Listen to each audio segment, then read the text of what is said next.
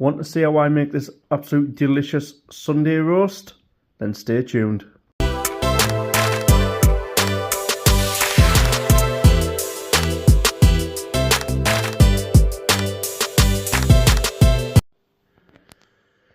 Well, hello folks. My voice is down because it's very late at night. I'm just about to start our Sunday roast. So as you can see there, I've got a beef roasting joint, 21 day matured. This is from Aldi. I think it's great. Don't worry about that. We are still in date when this is recorded. So I've got my roasting joint there. I've got 4 sticks of celery. I'm going to cut up just half 2 of our shallots, and what I'm going to do is I'm going to use 1 lamb Knorr stock cube and 1 beef stock pot. The lamb's there really for flavouring, give it a little bit of sweetness. This is actually going to go in the slow cooker, so we're going to slow cook this for around 12 to 14 hours. This is the way we like to do our beef when we're having a roast beef dinner. I will do other videos with chicken, pork, etc. But yeah, let me just prep this. As you can actually see under here, just how lovely the beef is. There's not a lot of fat on the top, and I mean you can't see, but at the side there is a little bit, but it's actually a very nice roasting joint. So that's going to cook up absolutely lovely. Slow cook it, it's going to be delicious. Anyway, enough of me waffling. Let's get this prepped. Let's get it in the slow cooker before it gets too late and I end up falling asleep at this kitchen table. So let's do it. Okay folks, so as you can see, I've chopped and tailed the carrots and quartered the shallots. I've placed our 4 celery sticks there. I know I didn't show the carrots in the little intro thing I did. I just thought, well, you know what, I've got enough of these Chantilly carrots. I'm just going to add them. So you can hear in the background that the kettle's boiling.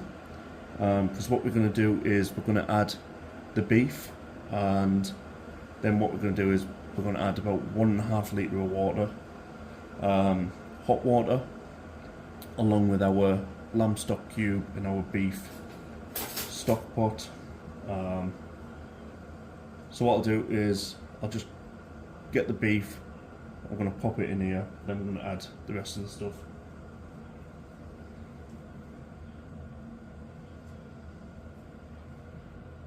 And there we are folks. As you can see, I was wearing my gloves there. What I'm going to do, I'm just going to take my gloves off, and I'm going to add our stock pots. So let me just do that and I'll come straight back to you.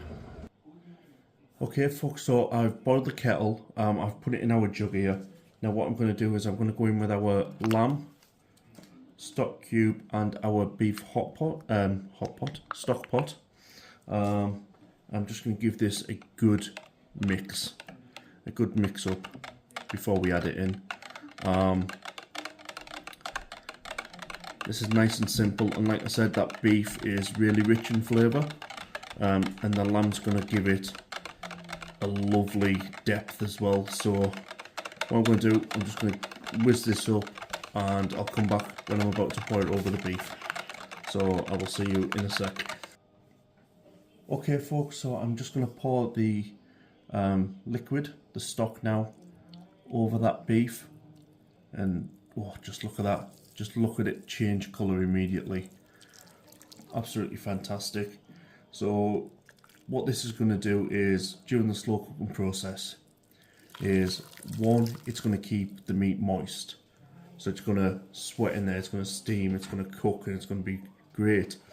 But the nice thing is that this will also form part of our gravy.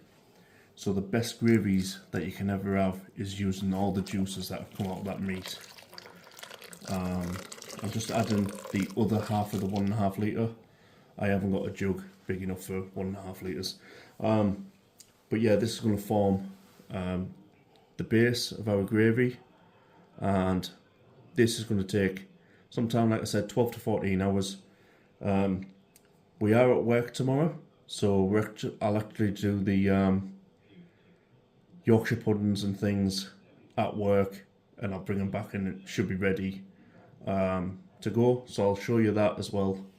But yeah, I'll see you tomorrow, but you will see me in a tick. Here we go. Good morning, folks. So it's actually currently 4 a.m. This has now been in for 6 hours. I did add a little bit of black pepper to it last night before I went to bed. But I'm going to go to work. I'm going to leave this on high. And we're going to cook this out now for another 6 to 8 hours. But it looks and smells great, that's for sure. Cheers, folks. See you in a bit. Okay, folks, so it's just before I go to work. What I'm going to do is I'm going to make up the Yorkshire pudding batter while I'm here, and then I'll cook it down at the cafe. So I've got myself 160 gram of flour, 200 gram of milk, and I've got 4 eggs there. And all I'm going to do is just combine them all in this bowl and create a batter. So I'll show you how you do that. Let's get mixing. Okay, folks, so I'm just going to go in with our 4 eggs. Let's just get them in there. And then what I'm going to do is I'm going to give them a quick whisk up. So let's just whisk. If you start in the middle, it should drag it all in, or start to drag it all in. The same as like a mixing bowl, like the electric one. And then all I'm going to do is I'll start adding our milk as well.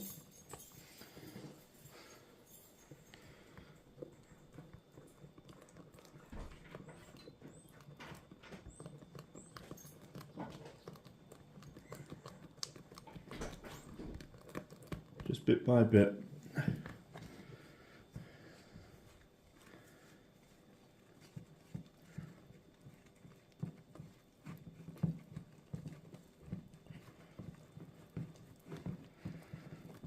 It's thickening up nicely, as you can see there. Let's just go in with more of the milk.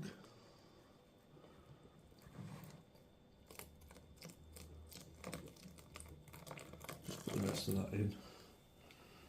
Let's go for it.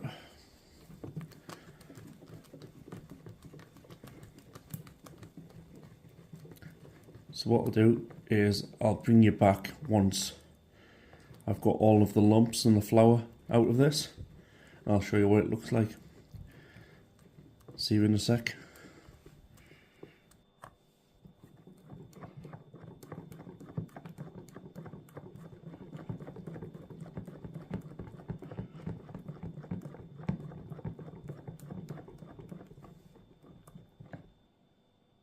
Okay, folks, so I've created the batter. I've just whisked it out there, as you've seen me do. Now all I'm going to do, I'm just going to transfer this over to a jug to be put in the fridge. Now I'm going to leave it in the fridge when I get to work. I'll leave it in there for about an hour or two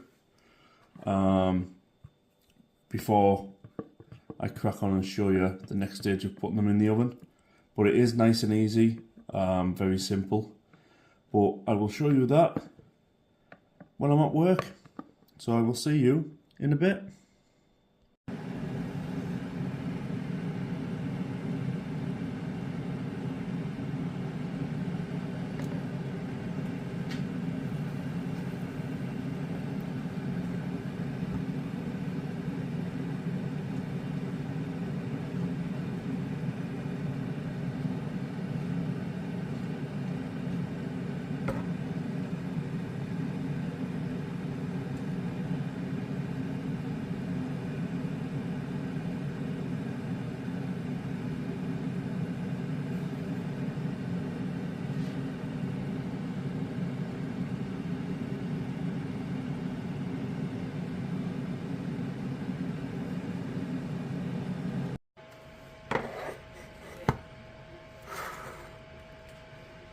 Happy days, folks. Yorkshire puddings complete.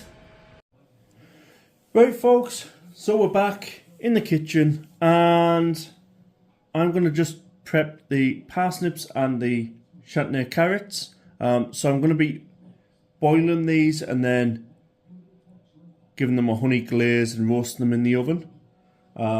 These are not the best parsnips. These are kind of just what the supermarket had. But they may not look the best. We may have to do a little bit of work, giving them a trim, taking off the extra little legs and things. But they may not be the best looking, but I'm pretty sure they're going to be absolutely delicious. And yeah, what I'm going to do is top and tail them, sort out the edges, give them a good scrub. I'm going to leave the skin on, and carrots, just top and tail. They're already clean, fresh and ready to go. Yeah, so let's get these sorted and then let's get them in the pan and get boiling, because this Sunday lunch, I am really, really ready for it. So let's get cooking. Right, folks, so I've topped and tailed the carrots, the parsnips, and I've done that little bit. And all I'm going to do, I'm just going to salt our water, give that a nice heap full of salt, and then I'm just going to go in with our parsnips, get all these in the pan, get them looking lovely. And what we're going to do is we're going to boil these for about 10 minutes, and then we're just going to go in with our carrots as well. So all we're going to do is we're just going to boil them 10 minutes, that's all. Then we're going to take them out, get them into our roasting dish. I'm going to drizzle them in oil, add a little bit of thyme, a good dose of our honey, and get them in the oven. And yeah, we'll look forward to that when we get to it. See you in a sec.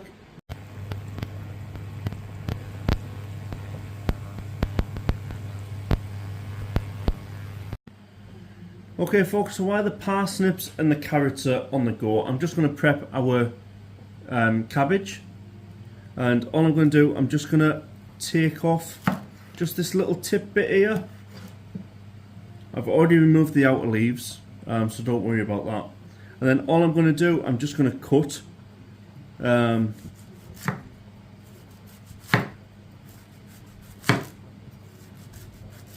just into strips.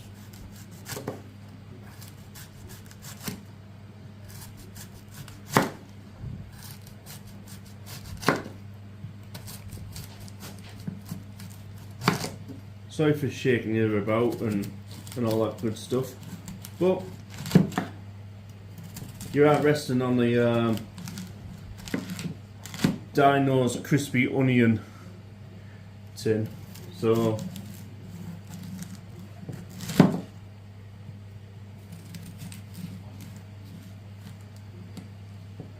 give that. It's probably the best now. So all I'm going to do is just discard this bit with a little root base on, and all we're going to do, we're going to steam this in the pan. So we're going to get the other carrots going, the non-glazed ones. They're going to go in the bottom, and these are going to steam lovely over the top. So let's crack on with that and let's get it done, because I'm starving. Okay, folks, so we've prepped the cabbage. Now all I'm going to do is, in this pan, I'm just going to go in with our carrots in the bottom. Just going to get that in there just before it starts boiling. Just going to get them in. I haven't topped and tailed these, they're perfectly fine. And then all I'm going to do, I'm going to add a little bit of salt and a pinch of sugar. The sugar there gives it a nice sweetness. I will actually later in the year, when we come around to our Christmas stuff, show you the way that my mum's always done it. And then I'm going to go in on the top there with our cabbage. I'm going to season, just going to salt it, and then going to add our second one there, and let me just change and swap. So I'm just going to season this as well, a little bit of salt. I'm going to put the lid on and we're going to steam it. The reason why I've gone for the 2-tier is one of these is actually going to be for cream cabbage. My sister really loves cream cabbage. The rest of the family not so much, but I just thought, why not? Let's get some cream cabbage on the go for her, so she can enjoy it as much as us. But I'm just emptying the water now out of the parsnips and the carrots. So what I'll do is I'll come back to you at the table. See you in a sec. Right, here then, me little Rasputins. So I've just emptied the water out of our parsnips, just drained it. And all I'm going to do is just get them into this dish. So you can see how I'm going to do this. I'll come back to you in a sec. So folks, the parsnips are in our little dish there. Now what I'm going to do is I'm just going to add a little bit more salt. Just get that over there. I'm going to go in with our thyme. Fresh thyme would be better. Unfortunately, we've had a couple of very cold nights and quite a bit of frost lately, which has kind of took its toll on my herb plants. So I'm just going to go in with a little bit of thyme there. Don't need a lot, to be fair. And then I'm going to go in with our honey. Not tonight, honey. If you know, you know. And I'm just going to drizzle that honey over there. And then what I'm going to do, I'm going to add our carrots. Now don't worry, at the halfway stage, I will give these a nice little shake up. And then all I'm going to do, I'm just going to go back over our carrots and just give it another little dose of honey and a tad, a little bit more salt. Now this is ready to go in the oven. I'm going to put this in for 180 for around 40 minutes. I'm going to give them a little mix around at about the 20-minute mark. So I'll bring you back for that. But yeah, 180, 40 minutes. Let's see how it goes. Happy days. Okay folks, so whilst the parsnips and carrots are in the oven roasting and the carrots and the cabbage are on the hob, I'm now going to get on with our taties.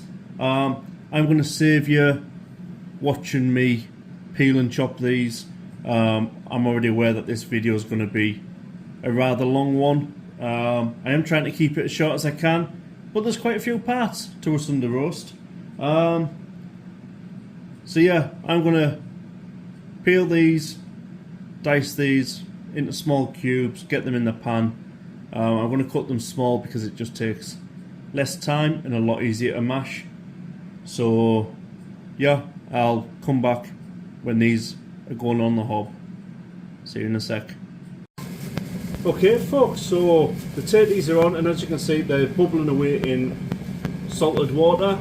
We're just going to cook these through. You all know how to make mash, or if you don't, what we're going to do is we're going to add some milk, some butter, make it extra creamy and delicious. It's all coming together now. Carrots are almost done with the parsnips with the honey. All we've got left really now to do is warm up our garden peas. They're just in a tin, and make our gravy, which is the last piece of the puzzle. So yeah, almost there folks, almost there. Sorry it's a long one, but it is what it is. See you in a sec. Okay folks, so I'm now going to take the beef out of the slow cooker and I'm just putting it on this foil, and we're just going to let it rest. Let it rest for 10 minutes. And yeah, job's a good one. If we just move the camera, as you can see there, all those lovely juices in the bottom, and we're going to create a fantastic gravy out of that, and we'll show you how to do that right now. Folks, so time to do our gravy, and all we're going to do is we're going to whisk it up.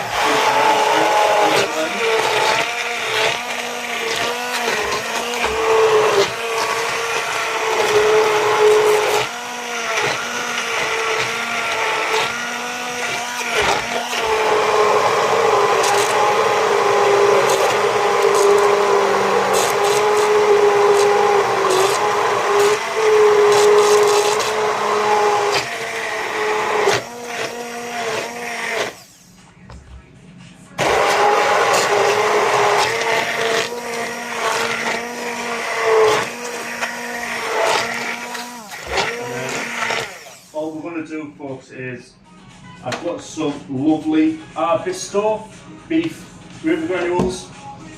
So we're going to add some of these to the pot and make this delicious gravy that's just going to bring everything together. Yeah, the aromas out of this is just superb. So we're just going to go in with our granules, and then we're going to give it a good royal mix up, as Betty Eats Food says. The right royal mix up. And if anyone's made it this far through, the music you can hear in the background, that's soon to be my kind of TikTok shorts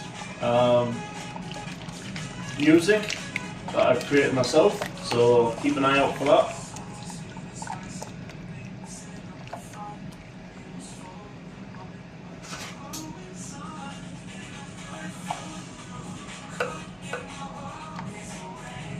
Just look at that, folks. Look at that, absolutely amazing.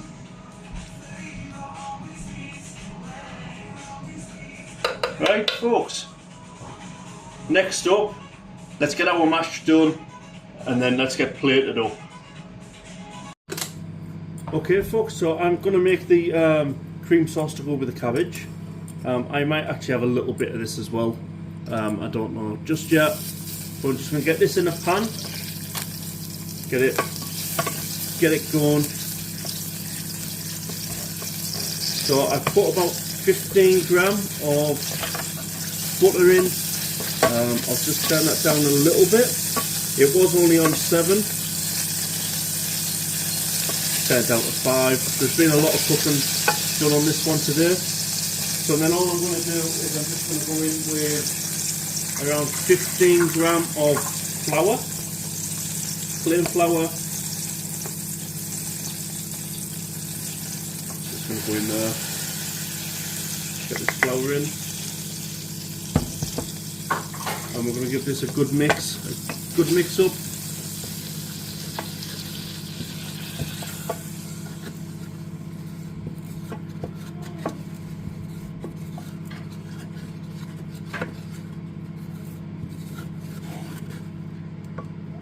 And then all we're going to do is we're going to add our milk.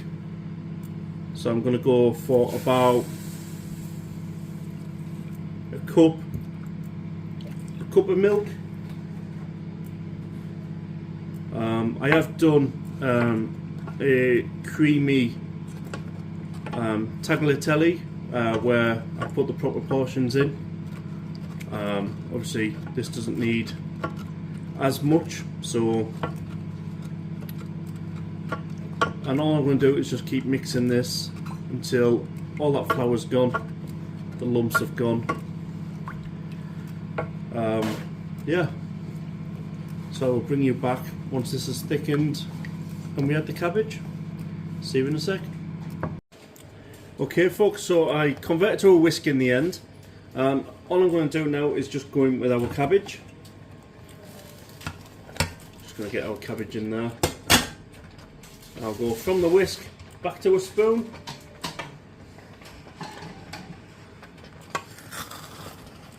And yeah, just going to give it a good mix. Now the cabbage is still hot. I've just took it off the steamer. This is one of the last things to get done before we finally plate up. What I'm going to do is I'm going to let the family plate up and everything. We'll plate up and then I'll show you the end product. One, it cuts a little bit of time out on this video as well because it is getting long. And I've already had comments in the past saying, well, the video was too long. You could have done that in 3 minutes. You know, if you want something in 3 minutes, go to TikTok. So, anyway, there's the cream cabbage. Done.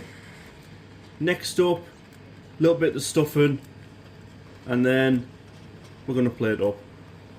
See you in a sec. Okay, folks, so I've served the dinner up.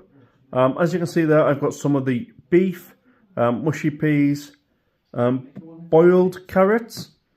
I've got some cabbage, I've got the honey glazed parsnips, carrots, some mashed potato, two of our Yorkshire puddings.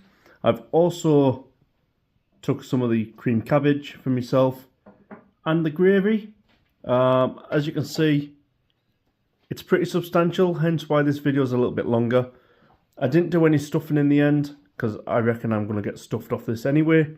So I suppose there's only one more shot to do, and I'm going to do that by moving my hand. And we all know what we're waiting for, don't we? Look at that gravy. Absolutely delicious. Get it there. Get it on the Yorkshires. Just look at that, folks. What do you make of that? Let me know in the comments below. There's not going to be a review on this one, and this is certainly one dinner that we like to eat as a family together. So, hope you don't mind, but I'm going to go and enjoy this. Thank you all very much for sitting through it.